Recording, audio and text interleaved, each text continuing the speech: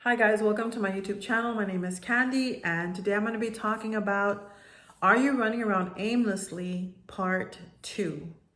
And there might be a Part 3 depending on how this video goes. So if you missed Part 1, just go in my videos tab and check it out.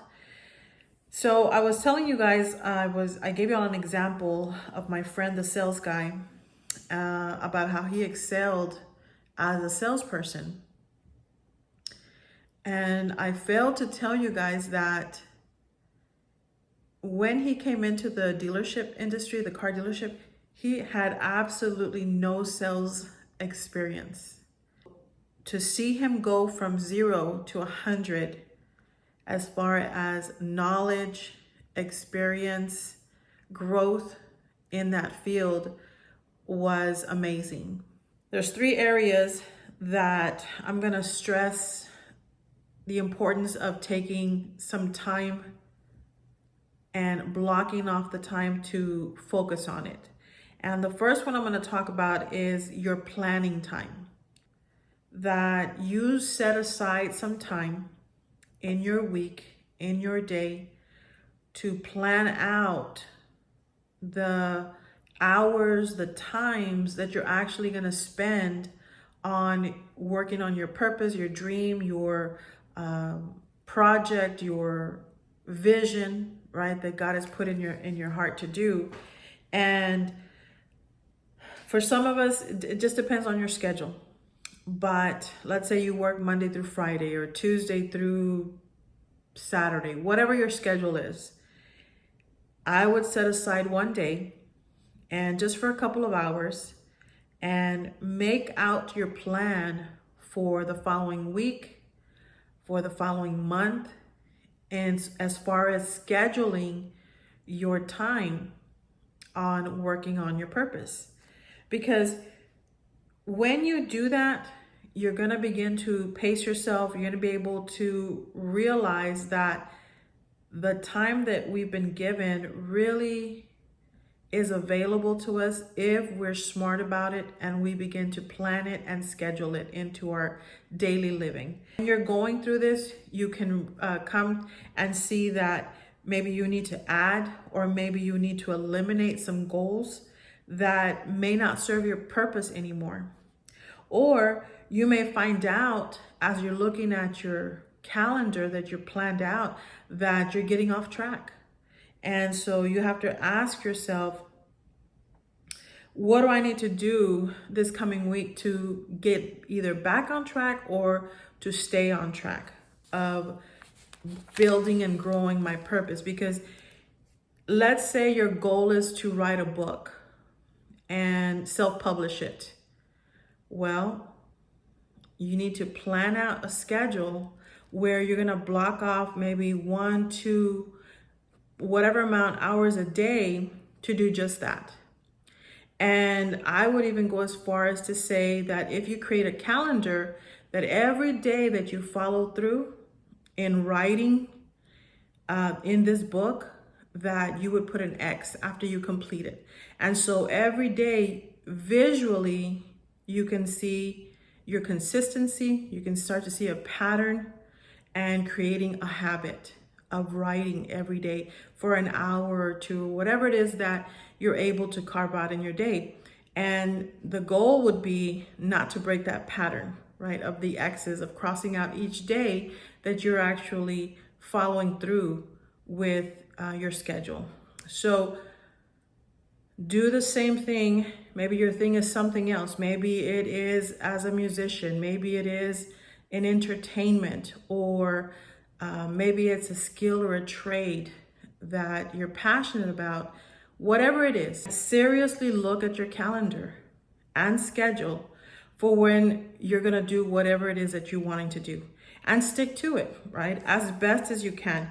Give yourselves some deadlines, right? From this point to this point, this is where I need to be. See yourself as a brand, as the product, as the investment, because you are. The second thing that is important, that's crucial for you to block time, is Block off time for your one thing, your purpose, your goals, your dreams, your work, your craft. That means that you plan your days around doing or working on only that one thing. All your whole focus and energy is on that. And that one thing really has to do with yourself and the area that you want to excel in. And so use that whole time. If it's an hour before you go to your regular job, if it's an hour after you get home, you eat dinner, you relax for a little bit, and then you want to focus on your one thing. I heard this quote earlier. I was listening to somebody, I don't even know the guy's name, but he said something, and he might have read it somewhere, but it's worth repeating. He said, if you can give 8 hours to your employer, you can give 1 hour to yourself and the craft and the purpose that you're pursuing. And that just blew my mind, because how many of us do that day in and day out? We give 8 hours, 10 hours, 12 hours to our employer. And when it comes to what we're wanting to pursue, we are guilty of cheating ourselves in building your business, building yourself, and building your skills. The prize is to produce extraordinary results to the point where that one thing, that thing that you're pursuing, can earn us a living, can earn us maybe another stream of an income, and make life just a little bit easier financially. And not be so dependent on that 8 to 5 or 2 to 10 or 3 to 11 shift, whatever it is that you work to support us, okay? The last thing that I'm gonna say, you need to set time aside for time off. And I'm talking about to recharge, to regroup, even to reward yourself. Take time off in the form of long weekends, and because you're gonna thank yourself when you get back to your job, to work, or whatever it is that you're coming back to, whatever that is, because you're going to be more rested, you're going to be more relaxed, and even more productive. And you're going to add clarity to your outlook. Get away from that mentality. And I see this a lot with older folks, that kind of generation of maybe the baby boomers, and even before that, where people would pride themselves in running themselves ragged. That thing that says, you know what, you're sacrificing yourself for others. Others being your boss, your family, your co-workers. No, do right by you and take a break. To rest, to relax. Because it's just to do that is just as important as working, at your regular job. Don't neglect your well-being. There's a scripture in the Bible in Genesis 2:7 that says that after God had created everything, that on the seventh day he rested. Even God put in place, check this out, that he blocked off time to take off. And that was the seventh day, which we call the Sabbath day. God himself saw the need to take a break, to relax, to go rest from your work, right? Who are we not to consider that?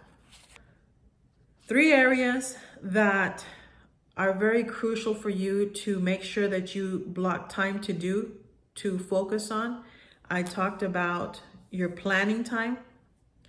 I talked about when you're going to actually focus on your goal, your purpose, your dream, your business, your craft, that you don't allow anything to distract you, and also taking some time off, taking a walk that can last like 2 or 3 days outside of or away from your regular everyday work. The 4th thing that I'm going to talk about is protect your time, protect the time that you're blocking off. Okay, something that I discovered through my trial and error that I shared in part 1 is of making time and prioritizing pursuing my purpose. People don't know how significant and important it is for you. And that's where protecting the time that you block off to focus on you is so important. People don't know what God has deposited in your spirit, that dream, that vision. And really, it's not their responsibility. It's yours. It's mine. Don't get upset when others can't see what you see, because it's not for them. It's for you. God has given it to you. And so guard it with your heart as far as protecting the time in these 3 areas that you're going to be setting aside. Start slow, start small. Don't try to do too much all at once, but little by little, right? Begin to set some time aside for these 3 areas that I shared with you in this video. And before you know it, you're going to begin to reap the benefits of it. And you're going to realize the importance of prioritizing your time and planning it and focusing on what God has given you as a purpose. Part 3, I'm going to talk about how to protect the time that you do block off. If you enjoyed the content, if it's helpful, I would ask that you would subscribe to my channel, like it, share it, and as always, do something good for you, and I'll talk to you guys later. Bye.